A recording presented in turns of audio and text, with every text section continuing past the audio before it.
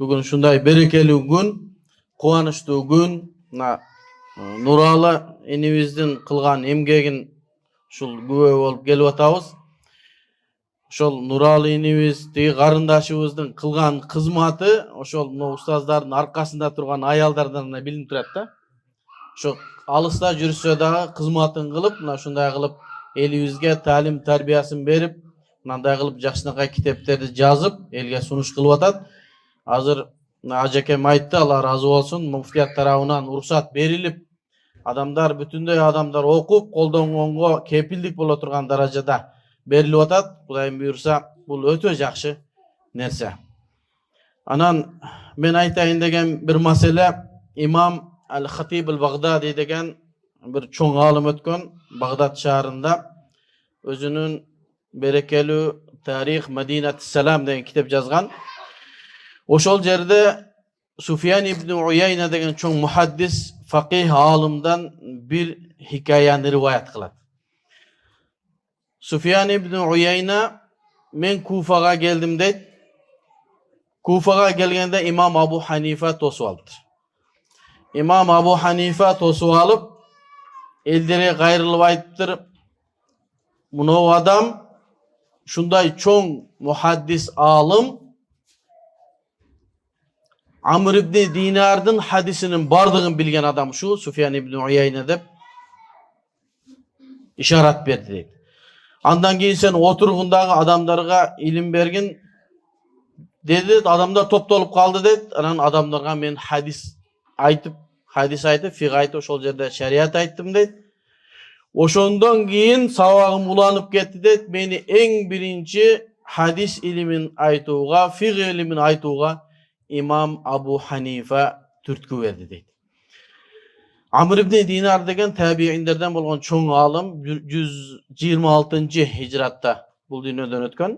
Ошонун шакирти, бул дүйнөнүн өтүшүнүн канчанчы жыл деп талашып, 124, 125 деп атса, акыркы точканы Суфиян ибн Уяйна койгон экен. Менин устазым 126 жылы өттү дегенден кийин элдердин бардыгы Суфиян ибн Уяйнанын сөзү менен Амр ибн Динар 126 жыл бул дүйнөдөн өткөн деп айтып жүрөт. Себеби эмнеде? Себеби Амр ибн Динардын бүтүндөй илимин алган адам Суфиян ибн Уяйна. Ошончо да имам Абу Ханифа бул кишиде эч кимде жок Суфиян Амр ибн Динардын хадиси бар деди. Адамдар илим алып, сырттан болсун, бул жерден болсун, кээде илим алып жүргөн мезгилинде ал адамдын ким экени байкалынбайт. Качан гана ал илимин алып келгенден кийин ушундай башы көрүнгөн устаздар, алымдар, муфти, ошого окшогондор акырын колунан жетелеп чыгып, эл менен тааныштырып, мындай жигит бар, мына ушул алым болуп келди, мына ушунун илимин алгыла деп элге тааныштырып койсо, ошол баланын илиминин үзүрүн эл көрөт да. Болбосо азыр бизде ушундай болуп калды.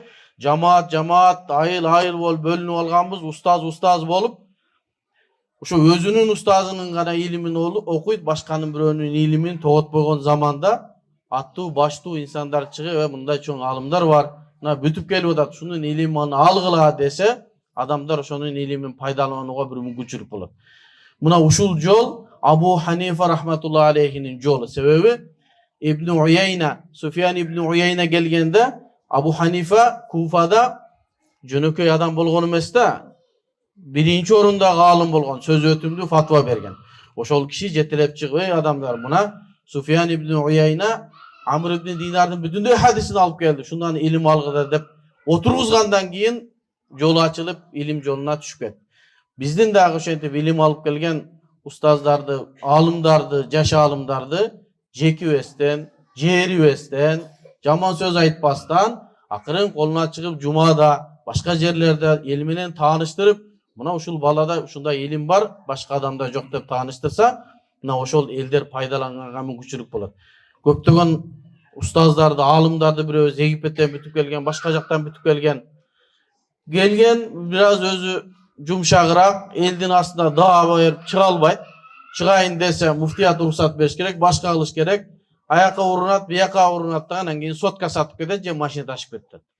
Ошого ушундай бир чоң мечитте уруксат берилип, ушул өзүнүн китептерин элдерге сунуш кылганга, ушундай элдер менен жолугушуу уруксат берип аткандыгы, ошо биздин муфтияттын мына ушундай балдарды колдоп аткандыгы да. Мынакей мындай бала бар, мынакей.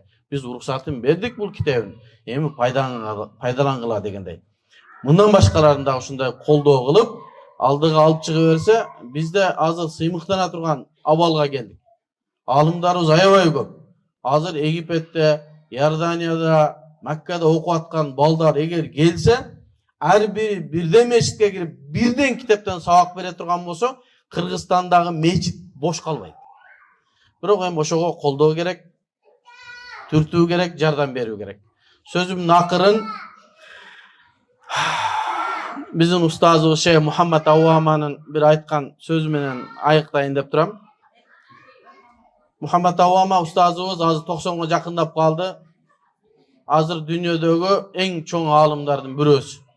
Ошол сабагында айтат, кийин бул китептен дагы Сияр А'лам Нубала жана башка китептерден дагы таптым.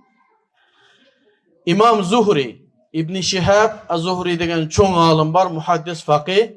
Ошол киши ажылыкка бардыр. Ажылыкка барганда, эми ал жакта адамдар көп, бирин-бири тааныбайт. Ошол жерге барганда, андан илими ашкан имам Аузаи деген муштахид мутлак, Шамда маскабы кадимкидей Абу Ханифаныкындай, имам Маликтикиндей маскабы тараган имам Аузаи төсүнүн жибин мойнуна коюп,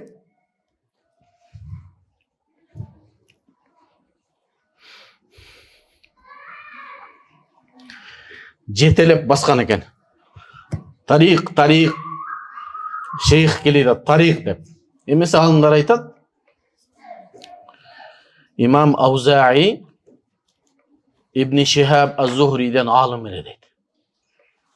Бирок алым болсо дагы төсүн жетелеп, адамдарга тааныштырып, шейхка жол бергиле, илимин алгыла деп Меккеде жетелеген дейт.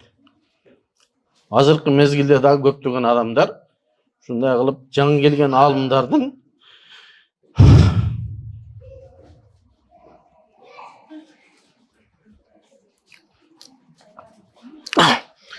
устаздарды ушинтип колдоого муктаж заман азыр. Ошого эгерде илими көп болсо дагы өзүнүн илими азыраак адамдарды жетелеп жол бергиле, мындай алымдар келди деп колдоого муктаж заман. Мен ойлойт элем биздин алымдарыбыз ошо ишти кылат. Нуралы устаз иншалла ошол жетеленип жол көргөзүлө турган элдерге сунуш кыла турган устаздардан Аллахым ыраазы болсун.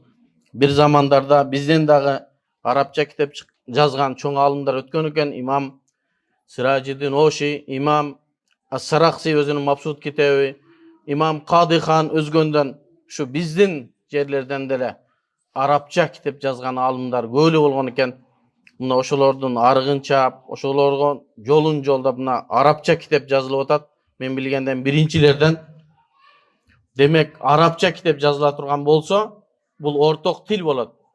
Бир эле Нуралы жазган китеп кыргыздарга эмес, бүтүндөй араб тилин билген Орто Азия, мүмкүн дүйнөгө өзүнүн жемишин бере турган китеп болот. Аллах Таалам баарыңыздан ыраазы болсун.